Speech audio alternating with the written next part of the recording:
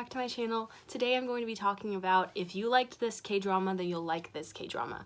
So basically what I'm going to be doing is naming a K-drama that you've probably seen, a popular one, and recommending you one that's got a couple of similar themes or plot points. So let's get into the video.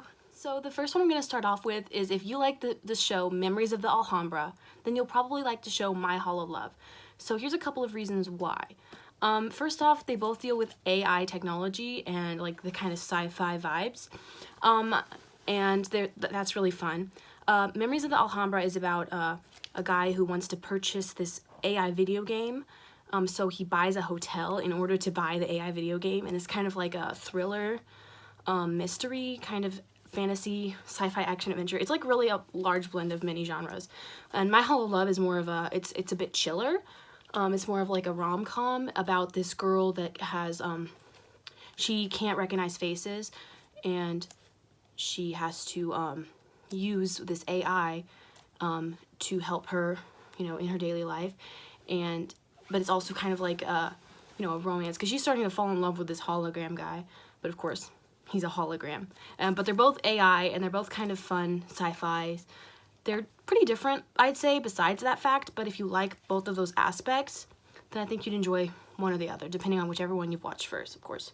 I'm pretty sure the reason why I'm saying if you liked Memories of the Alhambra, then you should watch My Holo Love is because that one's more popular. Next one is, if you like the show Heirs, you'll probably love Cinderella and the Four Knights. Okay, so for this one, they're pretty different. They're both, you know, I would say they're extremely different. The Heirs is about a girl who is going to this extremely rich, prestigious high school, but she's poor, and she's actually, her mother's a maid to one of the rich guys within the high school, and, you know, she's falling in love with him. But it's, like, really funny and cheesy. It's from 2013, so it's got, like, those, you know, old K-drama vibes. And whereas Cinderella and the Four Knights is about a girl that is, very poor, but she goes to move in with this rich group of guys, and she's basically like she's basically hired to live there to do certain tasks to try and get them to, you know, come together as a family or whatever. So they're pretty different plot-wise, but they're both about poor girls, and then there's, like, you know, a bunch of rich, handsome guys, and there's, like, love triangles in both of them. So I think if you love either of those aspects, you know, love triangles, poor girl, rich guy, I think you'd love both of these. And they're both, you know, just really fun, easy, lighthearted, cheesy dramas. So yeah. Next one would be if you like the show Goblin, which if you didn't like the show Goblin, I don't know what to tell you, then you'll love the show Legend of the Blue Sea. The show Legend of the Blue Sea is similar to Goblin in the aspect of past lives, and you know, they're both very dramatic, but they've also got elements of comedy, and of course, the casts are absolutely stellar. Lee Min-ho, Gong Yoo, I mean, you cannot beat these two shows. They're so amazing. And I just would wholeheartedly recommend both of them. But Goblin is typically the more popular one of the two. So I would 100% recommend Legend of the Blue Sea if you like, you know, the dealings with past life and, you know, like magic, fantasy. Legend of the Blue Sea is more like about mermaid fantasy, and, you know, it's more lighthearted. Whereas Goblin is a bit more about, you know, this guy that basically has lived for like 900 years or something because he's paying for his past life. So very different, but at the same time, you know, they've got those similar aspects, and they're both just absolutely lovely shows. I love them both so much. So next on my list is if you like the show Hospital Playlist, then you'll probably like the show Chocolate.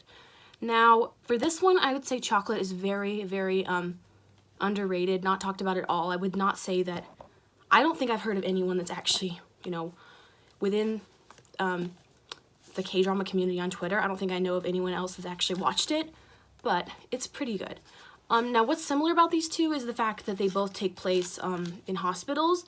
Now, for Chocolate, it actually takes place in a hospice, so it's a place where people go to basically die. It's like for like dying cancer patients, elderly people, you know, people that don't have much longer to live. Whereas Hospital Playlist takes place in a hospital where they're saving a lot of lives. So Hospital Playlist is a lot more lighthearted, it's more of a comedy, slice of life, but they're both kind of slice of lives, and they both have that aspect of, you know, the drama, the hospitals, all that kind of stuff. They're not very similar. To be honest, if I'm being honest, I loved Hospital Playlist a lot more than I liked Chocolate, but I say give Chocolate a try. Watch at least 4 or 5 episodes, and, you know, they're both pretty much light, easy watches. So yeah.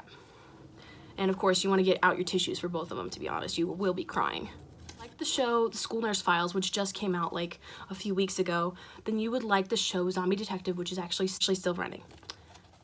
So the reason why I recommend these two shows that are completely different, School Nurse Files is about basically a nurse with magical powers that can see these magical jellies, whereas Zombie Detective is about a literal zombie who takes on the identity of a dead detective and starts solving crimes with this girl that's human that finds out that he's a zombie.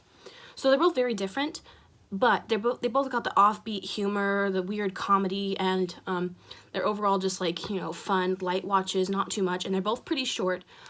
School Nurse Files is only 6 episodes, whereas Zombie Detective is going to be 12 episodes, but they're both still shorter than the average K-drama, which would be 16 to 20 episodes. Recommendation is, if you like the show The King Eternal Monarch, then you would probably like the show W2 Worlds. What's similar about these shows is something that is a major aspect in both of them, which would be the interdimensional traveling. So in the show The King Eternal Monarch, there's one dimension where there's still Korea's one country, and there's no North, South Korea, and Korea is still a kingdom, so there's still a king. But in W, it's about a girl traveling between the comic book world and the real world. So they're different but similar because they're both about traveling between dimensions, and they both have aspects of romance and adventure and mystery. So they're both really fun, and I recommend them both. And of course, Lee Min-ho, if you haven't seen, this is my 3rd drama that I'm recommending of his. So, I mean, I give it a watch. It's good. Next, I would say, if you like the show What's Wrong with Secretary Kim, then you probably love the show Touch Your Heart.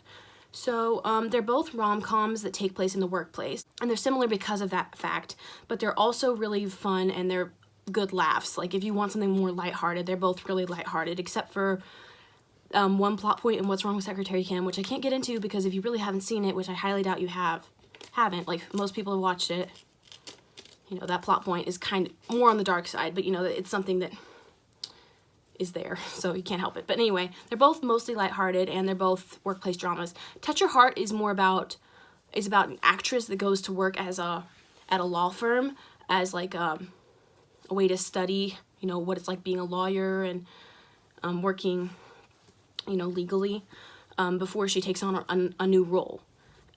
Whereas What's Wrong with Secretary Kim is about a secretary falling in love with her boss. So pretty different, but also similar in the fact that they are both workplace dramas and they're both comedies, rom-coms. So yeah. And they both got really cute romances. So yeah, I recommend them both. Okay, that's all I have for this video. I would like to do more, and obviously there are some of my favorite dramas have not been mentioned because I don't have anything to compare them to, like Crash Landing on You. But again, some of my other favorite dramas have also been included into this list. So if you want a video of like my top 10 favorite K-dramas, comment down below and I will give you that video. But thank you so much for watching. Bye.